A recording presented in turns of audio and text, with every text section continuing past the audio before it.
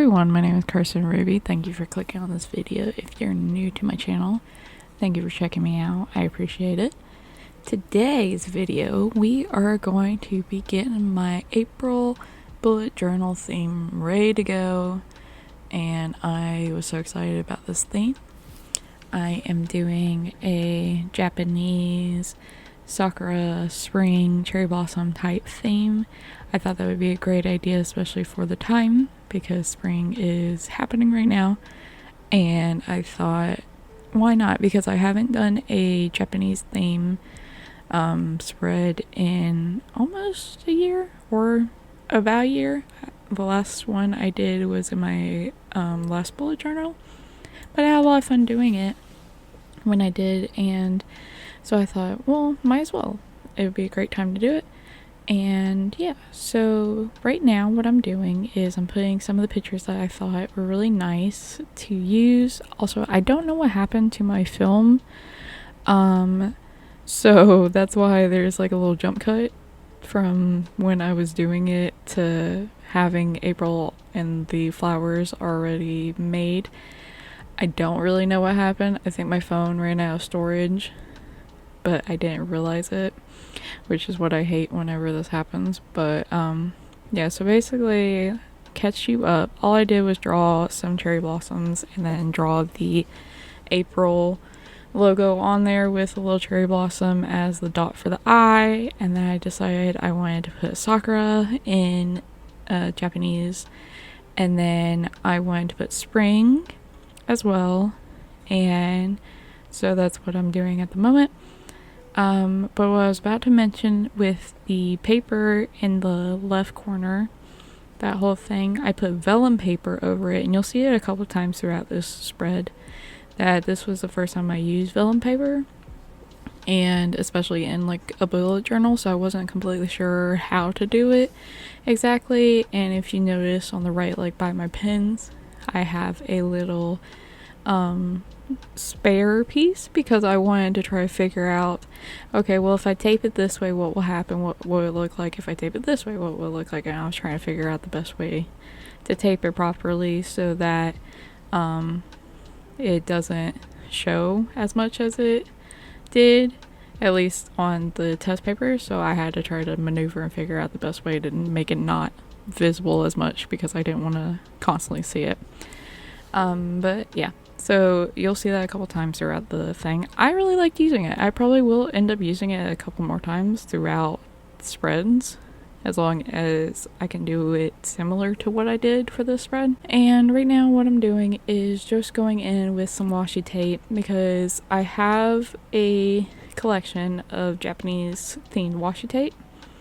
So I thought, you know what, I didn't really have plans for the specific pages, so I'm gonna add some washi tape to it. And right now I was trying to like even it up at the bottom. It was kind of hard to do, at least just how that washi tape is specifically, and especially it's thick washi tape, so it was a little more difficult trying to line it up properly. And so what I did is, just on the other page for my to-dos, I made a sakura flower in the corner to bring back the sakura theme, and then I just took basically not construction paper, but it's like scrapbook paper. It's thick, it's a little bit thicker, and that's kind of what I was using throughout the spread in general. Whenever you see like any of the pink colors and any of the pink papers, that's what that is. It's basically like scrapbook paper that I got from Michael's, I think, a handful of years ago, but you can really get it anywhere,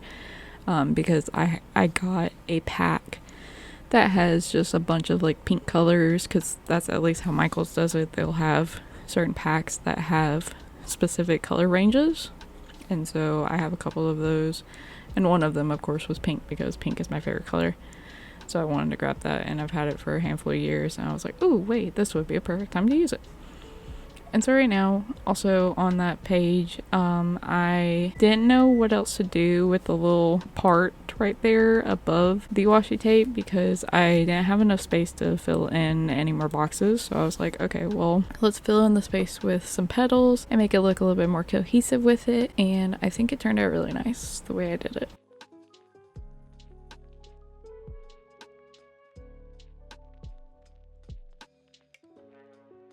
So this time when I was using the vellum paper, I didn't want to cover it, but I really wanted to use it as a background piece, so to add on to the display. So I decided to cut it in like basically a half circle and then place it behind. And especially the way I taped it, I wanted to make sure that the tape pieces weren't going to be showing anywhere and the picture itself would be covering it.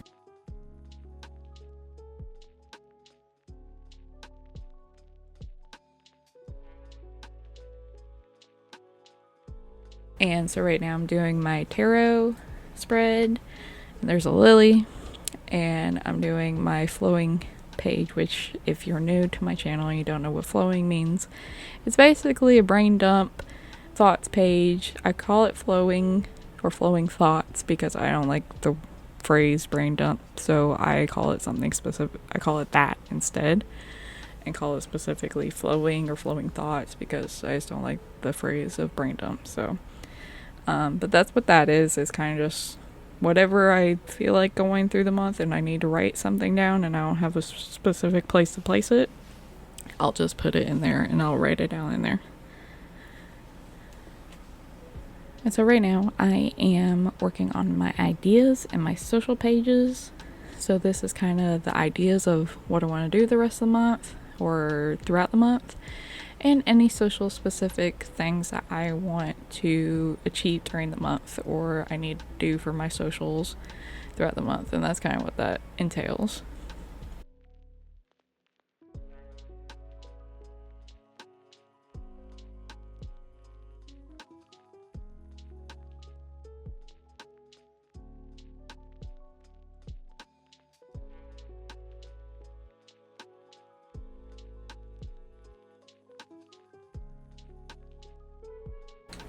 So now we're doing my habits and my goals. So goals, anything I want to really achieve for the month or try to achieve.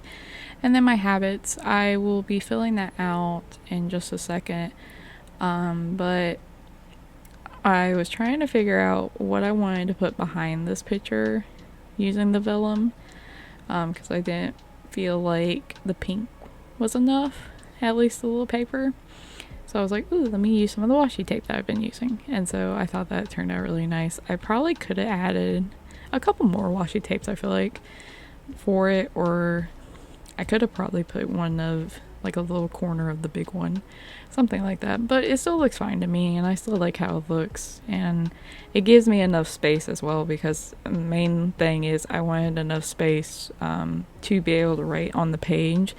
Even though I still want to decorate it a lot, I still want to have enough space to basically fill it out as much as I can throughout the month, even if I don't inevitably like actually do it. I still want the option to be able to have the space to do it in case I choose to. So right now I'm doing my habits.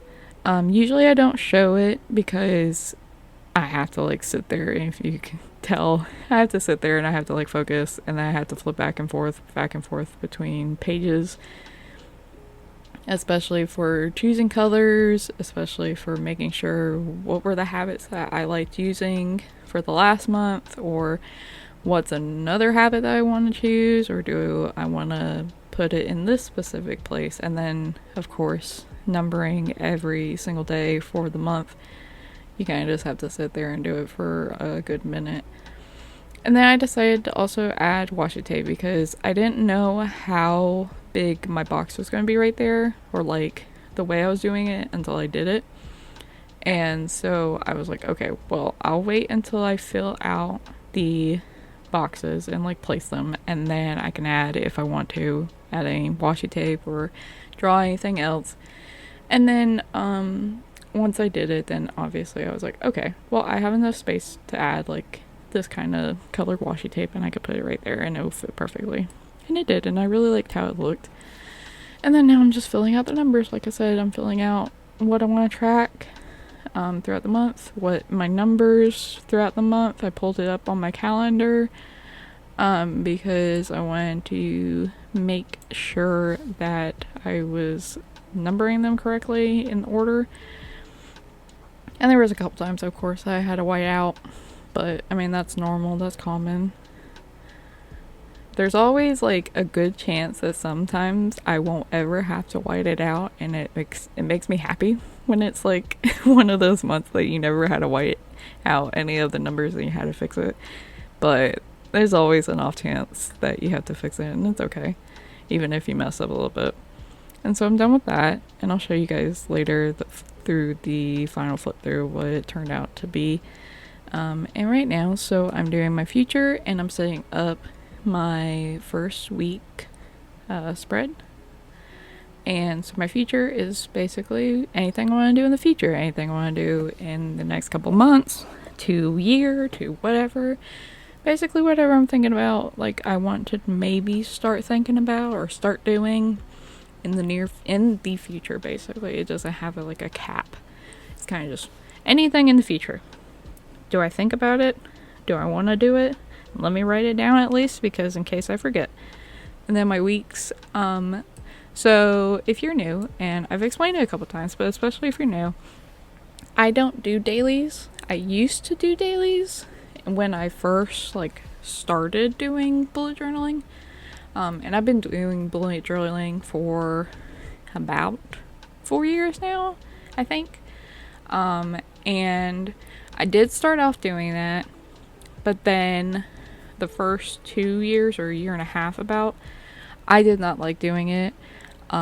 It was very time consuming to make the spread for, and especially when I ran out of time throughout the month, or especially for filming purposes, I didn't have time. And so I personally felt like it wasn't good for me wise. Now, granted, it might be good for you, and you like filling out everyday things.